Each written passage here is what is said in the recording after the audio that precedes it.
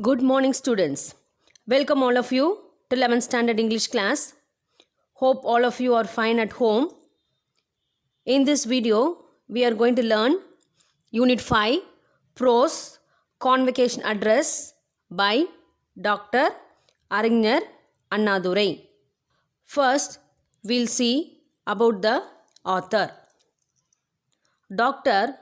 Kanjivaram Nadarajan Annadurai, 15 September 1909 to 3rd February 1969. Popularly called Arignar Anna, was an Indian politician who served as the Chief Minister of Tamil Nadu 1967 to 69. He was a great orator and an acclaimed writer in Tamil. Jawaharlal Nehru hailed him as one of the greatest parliamentarians. He has published several novels, short stories, and plays which incorporate political and social themes. C.N. Annadurai was awarded the Chubb Fellowship at Yale University, the first non-American to receive this honor. The same year, he was awarded an honorary doctorate from Annamalai University. That's about the author. Now, we'll see the summary of the lesson. Convocation Address is a short piece of writing from the famous address delivered by our beloved former Chief Minister of Tamil Nadu, Dr. C.N. Annadurai, during the August occasion of Convocation on November 18, 1967 at the Annamalai University, where he was awarded an honorary doctorate. He is thankful to the institution for having invited him to deliver the convocation address, and he is happy to wish the graduates of the year a bright and prosperous future. He states that he would rather take in the salient principles of experts in the past and present them than any new ideas. He claims that this is the age of common man and he would definitely represent him in all his ruggedness. As we are in the era of democracy, university should assist its students to enhance themselves to upgrade the society, because universities are the repositories or storehouse of knowledge and the fostering ground for the debuts of thought, wisdom, and service. In olden days, before the advent of democracy, the highly learned philosophers and poets adorned the palaces and the courts of noble lords. Neither did they use their wisdom and knowledge to uplift the lives of common men, nor did they represent the problems confronted by the masses. But today, university has to trim and train the youth before he is expected to do the duty as the citizen of democracy. Before taking up the responsibility, the present youth requires patience, perseverance, confidence, and faith in himself and others. It is the major responsibility of the universities to discern the youth as individuals fitted and equipped to make democracy fruitful and effective. Anna adds strength to his inspirational address by quoting Dr. Radhakrishnan's address in the University of Brussels. Democracy requires more qualities than other forms of governments for its proper functioning. The true spirit of democracy can be developed in the universities. In universities, we must recall the struggles of the past and realize the risks and possibilities, the challenges and the opportunities of the present. He has no doubt that the immediate concern of the graduates is to find out a decent job for individual material advancement, but it should not be the sole objective for the university education is financially supported by the society comprising of farmers and hard workers who have forgone all their comforts and costly life for the benefits of the next generation. It's high time that the graduates think of repaying the society and back up financially and also serve to bring new life unto everyone in the country. He states that the graduates are open to a lot of difficulties and the world they enter may be entirely different from what they have learnt about it. But there is nothing to lose heart as there has been perfect examples of men and women who had conviction even in unfavorable conditions. To carry out the work of development, and he is also confident that the graduates are sent into the world with competence and skill to face the confrontations. That's the summary of the lesson. Now we will see the line by line explanation of the lesson. Convocation address by Dr. Arignar Annadurai. Read an excerpt from the famous address made by the great leader Arignar Anna at the Annamalai University, Tamil Nadu on November 18, 1967 on the occasion of Convocation. First paragraph. Thankful as I am for the unique honor conferred on me by this institution.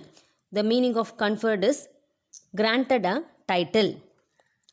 I stand before this august assembly today to deliver the convocation address, for though it is a pleasure to be present on the happy occasion of greeting the graduates of the year and wishing them all a bright and prosperous future.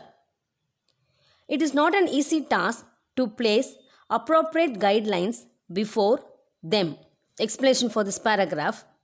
Arignar Anna says that he is thankful to the Annamalai University for the unique honor conferred on him. It gives him pleasure to be present on that day before the eminent gathering to deliver the convocation address. It is a happy occasion of greeting and wishing a bright and prosperous future to the graduates of the year. However, he feels that it is not an easy task to furnish proper guidelines before them. Now, we'll see the second paragraph. The fact that I am conscious of my own limitations gives me a sense of relief, for I shall not attempt to offer original ideas or theories with a special stamp, but only reiterate some of the cardinal principles enunciated by those who offered their advice in past years, perhaps with annotations here and there, bringing to bear the layman's point of view to the findings of experts in various fields connected with education. Now we'll see the explanation of this paragraph.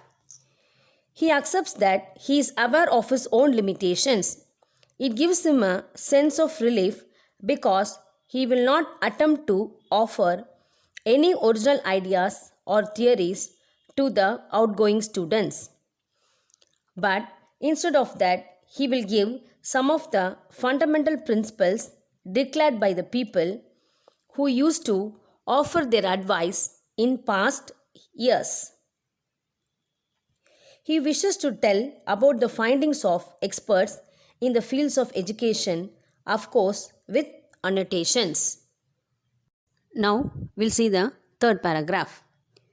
This is the age of the common man, whatever the regrets some might have, and it is his point of view that matters most, and I do claim to represent him in all his ruggedness. The meaning of ruggedness is strength. Now we'll see the explanation for this paragraph. He says that he claims to represent the common man in all his strength. Irrespective of the regrets of some people, it is the common man's points of view which concerns most in the society.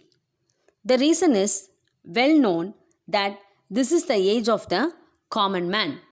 Now we move to the next paragraph. Systems and schools of thought, whether it is in philosophy or politics, ethics or economics, are certainly meant for him. Universities as the repositories of knowledge. The meaning of repositories is storehouses of knowledge and the nursing ground for the emissaries of thought. The meaning of emissaries is deputies of thought, wisdom and service have got a prominent role to play, and the prominence is growing every day. As more and more individuals get themselves equipped for the task of bettering society in all its age, when we have achieved, the meaning is having nothing to do with monarchy, on autocracy, the meaning government by one ruler, and have inaugurated the era of democracy. Now we'll see the explanation for this paragraph. Systems and schools of thought are definitely meant for the common man. It is applicable for anything like philosophy, politics, ethics or economics. Universities have got an important role to play. They are the storehouses of knowledge and the nursing ground for the representatives of thought, wisdom and service. So, the importance of universities is growing every day as more and more individuals get themselves prepared for the task of improving society in all its age. It happened when we had nothing to do with monarchy. Meaning is a system of a king's rule. An autocracy, that is a government by a single person who has unlimited power, and now have started the era of democracy. Now we move on to the next paragraph. During the monarchical or feudal days, universities had to train scholars and poets to adorn the chambers of royalty or the glided mansions of lords and nobles, and their wisdom was meant for the mansion, not for the marketplace. Those were days when numbers did not count, nor were eminent scholars asked to face the problems confronting the masses. They were content to work in secluded spheres, far from the din and noise of the common man, and weave the costly fabric of philosophy of poetry, which in turn was to be converted into dazzling garments for the select and the privileged. Now we'll see the explanation for this paragraph. Universities had to train scholars and poets to enrich the chambers of royalty or the deluxe mansions of lords and nobles. It so happened during in monarchical or feudal days. In olden days, The wisdom of the students was meant for the mansion, not for the marketplace. In those days, the numbers did not count, and the eminent scholars were not asked to face the problems opposing the masses. They were pleased to work in isolated areas, far away from the noise of the common man. They weaved the costly fabric of philosophy of poetry, and it would be converted into splendid garments for the peoples of high society. Students, hope you have understood the lesson till thought. Remaining, we will continue in the next video. Thank you, students.